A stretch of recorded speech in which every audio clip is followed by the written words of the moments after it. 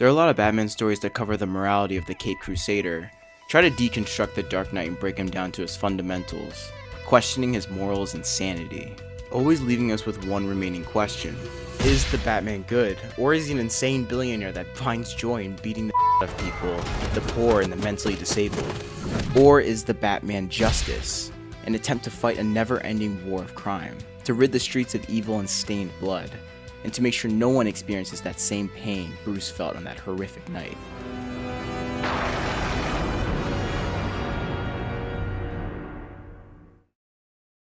Now, there is one story that aims to answer all these questions we have about the Dark Knight. Written and illustrated by Darwyn Cooke, Batman Ego is a tale that displays a younger Bruce Wayne who is severely starting to doubt himself and his mission, and after a horrific night, starts questioning his own sanity, and ultimately going up against his own dark self. Now, what I'm going to do is go over the big beats of the story and the overall themes, coupled with a few of my own interpretations and introspective. And spoilers ahead for not only this story, but a few other Batman media as well. But anyways, let's get started.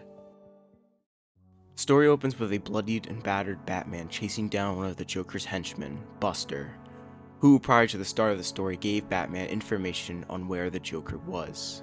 Now, Batman earlier had also fought and been stabbed by the Joker, and at this point he's lost a lot of blood. And as he stalks Buster, his mind begins to wander, and he starts to question his own role in Gotham. Is it realistic, this obsession? Is it sane? A bloodied, tired, and beat down Batman. It's a great metaphor for him being physically and mentally burned out. It's as if Gotham itself has drained him, and his obsession with justice is only dragging him further down. But Batman drops this notion, as it's time to get back to work, and confront Buster, who seemingly stops at a bridge for no reason. Batman questions this move until he realizes that Buster is going to jump. And at this point, as usual, Bruce springs into action. He grabs a hold of the man, but it takes everything out of him. Remember, he's lost a lot of blood at this point, and he begins to feel dizzy. His vision blurs, and then clears to see a gun pointed right at him. Buster then explains the insanity of it all. The Joker will break out of prison again, and when he does, he will go after Buster's family. Because remember, Buster gave out that information that got their Joker caught in the first place. So when he breaks out, he will go after and kill Buster's family. So in fear of that, Buster took matters into his own hands, killing his own family himself. Batman is severely disturbed by this, but before he can react, Buster points the gun at himself, and Bruce stands looking at Buster's corpse, with only one lingering thought. What have I done? Bruce rushes to the cave in a delirious, shocked state. Buster's family weighs heavily on him, and as he makes it back to the cave, he cries out to a picture of his parents on the wall. I can't do it. Not anymore. Bruce is finally free of the bat. A wave of relief passes over him. For the first time, he is at peace, but this feeling of peace does not last long. Because then right there, at that very moment, a terrifying entity flashes on the Bat computer. You fool! You think you know pain, you coward? I will show you pain!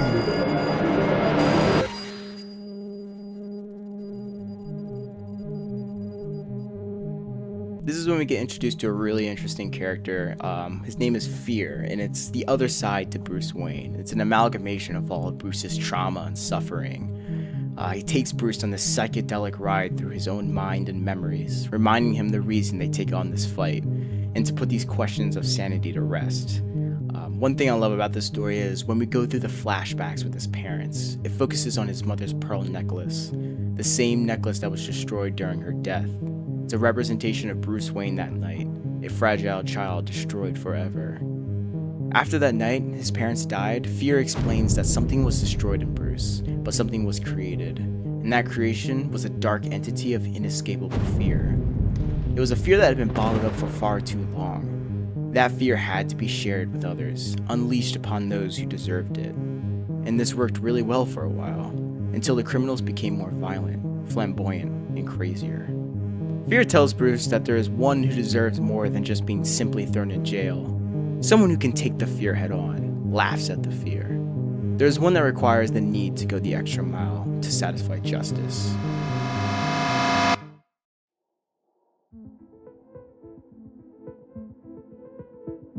Should the Batman kill? Is it morally right to become a judge, jury, and executioner? Should there be an exception for a man who has killed thousands of people? This question constantly weighs on Bruce's mind. Would the world be safer if he just ended the Joker once and for all? Bruce and Fear argue over the no-kill rule. Fear advocates for the death of the Joker, and finally rid him from the world so he can never hurt another soul. Bruce, on the other hand, still clings on not killing the Joker, believing that they would end up just like the bad guys if they let go of their beliefs. Yet, deep down, Bruce knows this isn't just about the Joker. It's about his own demons and his own past. Remember, Fear is just a part of Bruce Wayne, and this is all taking place kind of in his mind. So, it's really just an argument with himself. This shows his true confliction with ending a life. Bruce understands that it may be better, but he still has that emotional baggage of his parents' death that weighs on him so heavily. He cannot reenact those events that destroyed him when he was a child, even if that person deserves him more than anyone else. All I've ever wanted to do is kill him. A day doesn't go by when I don't think about subjecting him to every horrendous torture he's dealt out to others, and then end him. But if I do that, if I allow myself to go down into that place, I'll never come back. At this point, Bruce is very conflicted about the Batman persona. Is this truly his life? An endless crusade, always fighting, always bleeding, and always pushing everyone he loves away. And for what? Justice? A justice that never ends. A fight that never stops. Bruce wants to leave it all behind. He is scared not just of Gotham, not just of its criminals. He fears himself, and he fears what he is becoming. Vengeance blackens the soul, Bruce. I always feared you would become that which you fought against. You walk the edge of that abyss every night. But you haven't fallen in, and I thank heaven for that. But that's when Fear offers a new idea. Let Bruce Wayne live his life. Let him move on. But when Gotham needs Batman, and when the darkness rises, he will let go. He will give in to the Bat. He will enter a state of psychosis, allowing his darker self to take over, taking the responsibility and guilt away from Bruce Wayne, similar to Two-Face. But Bruce refuses. He sees the madness in that idea. The answer is no. But Fear has one last solution. Then you leave us no choice. You wish to be rid of me. You wish to lead a normal life. Then kill me.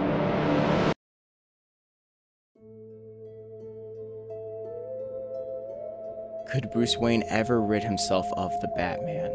Could he ever live a normal life, one free from the shadows, the violence, the endless war? Or is the Batman too deeply woven into his soul? Is Bruce so consumed by his mission that he can never truly commit to anything or anyone beyond the fight? Bruce Wayne has tried to live a normal life. He has tried to embrace love, peace, stability. But no matter how hard he fights for it, his world always comes crashing down. Bruce sees Gotham as his ultimate responsibility. This is why Bruce can never marry Selina, as they both know true happiness would take him away from being Batman. Bruce's Robins, the boy wonders who taught him how to smile again and how to believe in hope, eventually will outgrow that cold, dark world Bruce lives in. A world where you can never move on from your past. Because tragedy is one of those few things Bruce defines himself as. You think you did. You don't know him like I do. He manipulates, pulls strings, anything to get what he wants. I think a theme here that isn't talked about enough is commitment and connection. His real fear, Bruce's real fear, is not just the Joker, Bane, or the endless swarm of criminals who rise and fall. His real fear is connection. Not because he doesn't want it, but because he can't handle losing it. Losing his parents nearly shattered him. Losing Jason Todd broke him.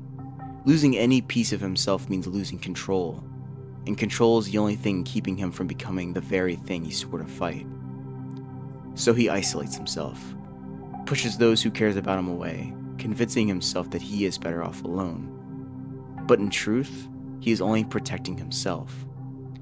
Protecting himself from the pain of losing them, protecting himself from the guilt of holding them back, and importantly, protecting himself from the possibility that they will take him away from Gotham. Because when you are Bruce Wayne, you do not get to move on. And when you are Batman, you are the mission. So, in a choice between a normal life for Bruce Wayne and the Batman, well, there's only one answer. Because a normal life for Bruce Wayne, I can't.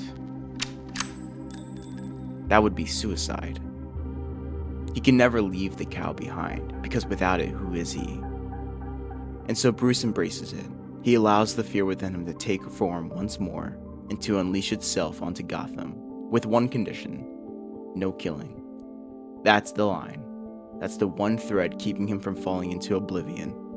It's the one line that separates him from the rest. Even though Batman is a way to unleash his fear and anger onto others, it is also a symbol of hope. Could you stay with me? I'm scared.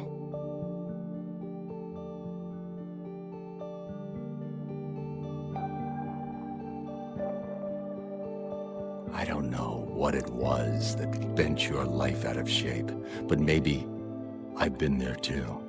Maybe we could work together. I could rehabilitate you. You don't need to be alone. We don't have to kill each other. Does the hurt ever go away? I wish I could say yes. But it will get better in time. For you. That I promise. Bruce needs his pain and anger to at least accomplish something good. And if they agree to that, then Bruce Wayne can take on the responsibility of Batman once again. Fear agrees to this, no killing.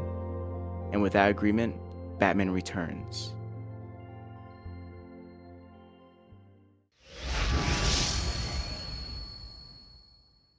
As fear vanishes, a small photograph slips from the shadows and lands into his hands.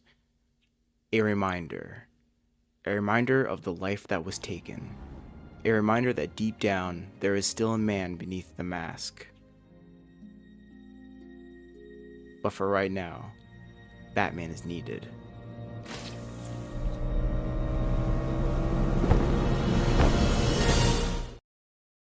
Darwyn Cooke is one of the greatest creators ever seen in the comics industry. His work on other titles are so memorable and perfectly encapsulate the characters so well, it's hard not to like him. And Batman Ego is no different. Batman Ego really challenges our perspective on the character of Bruce Wayne. No longer is it just a guy with anger issues punching bad guys. It's a complex story of a man who is in constant battle with his own stubborn grief and his own fear, never letting those he loves in and constantly hiding beneath the mask. But that's going to do it for the video. Thank you for watching. I learned from my parents' death that all life holds value. Adolf Hitler. Dude, what? Look, I'm not saying Joker is as bad as Hitler, but he's still pretty f***ing bad. I guess I'm asking when you decide they've gone too far. Like, what could Joker do that would warrant you killing him? It would have to be something insanely unforgivable. Him torturing and killing your adopted son who looked up to you and trusted you isn't insanely unforgivable. I mean, you knew the risk. Jesus f***ing Christ, Bruce. I was 12 years old.